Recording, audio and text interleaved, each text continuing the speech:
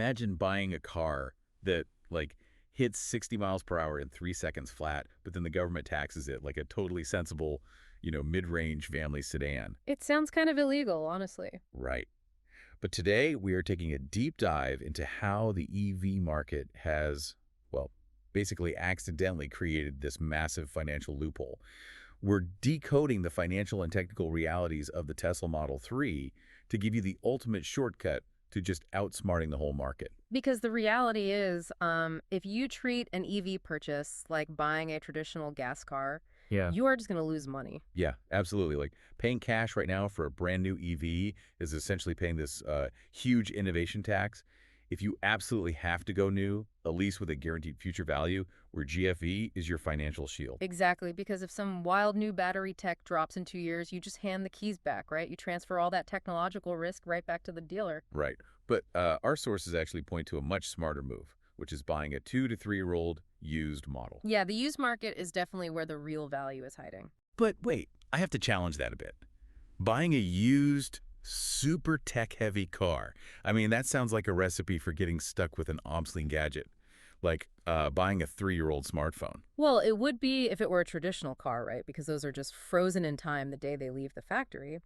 But a Tesla operates on over-the-air or OTA updates. Oh, so it just updates like an app on your phone? Precisely. That 3-year-old Model 3 gets the exact same software brain as a brand new one rolling off the line today. Plus, you get what we call the veteran factor. Their veteran factor. Yeah, so the previous owner basically beta tested any of those early manufacturing quirks, and they took that brutal 20 to 30% depreciation hit for you. Okay, that makes a lot of sense. Uh, So if the software keeps the car fresh, what about the hardware? I mean, if you're listening right now and you're terrified of a used EV because of a dying battery, the data actually tells a completely different story. It really does. People panic so much about batteries. Right. But tracking hundreds of thousands of vehicles shows only a 5 to 10% battery degradation after, like, 150,000 to 200,000 kilometers. Yeah, it doesn't just magically die after a decade. You just lose a tiny bit of maximum range. But even with slow degradation, I mean, a full battery replacement today costs somewhere between 8 and 12,000 euros. Yeah, that's a really big number. Right, that still sounds like a ticking financial time bomb for a secondhand buyer. Well, that is exactly where the 2030 outlook completely changes the math. The whole industry is moving to LFP, or lithium iron phosphate batteries. Okay, how does that actually help with the cost? So older batteries were basically glued together into one massive block, right? Making them completely impossible to fix. But these new LFP designs are structurally built a lot more like Lego bricks. Oh, wow, so they're modular. Exactly.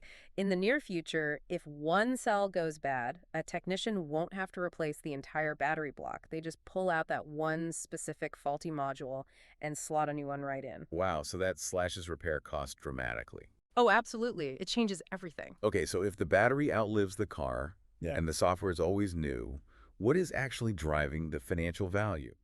And I guess that brings us right back to that tax loophole we mentioned earlier. Yes, the best part.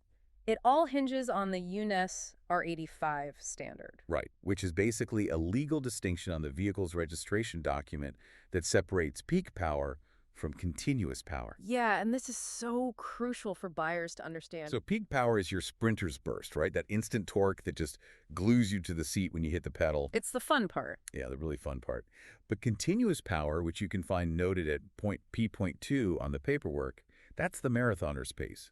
It's the maximum power the electric motor can actually sustain for a full 30 minutes without overheating. And because of those thermal limits during a strict 30-minute test, that continuous number is significantly lower than the maximum burst. And here's the kicker.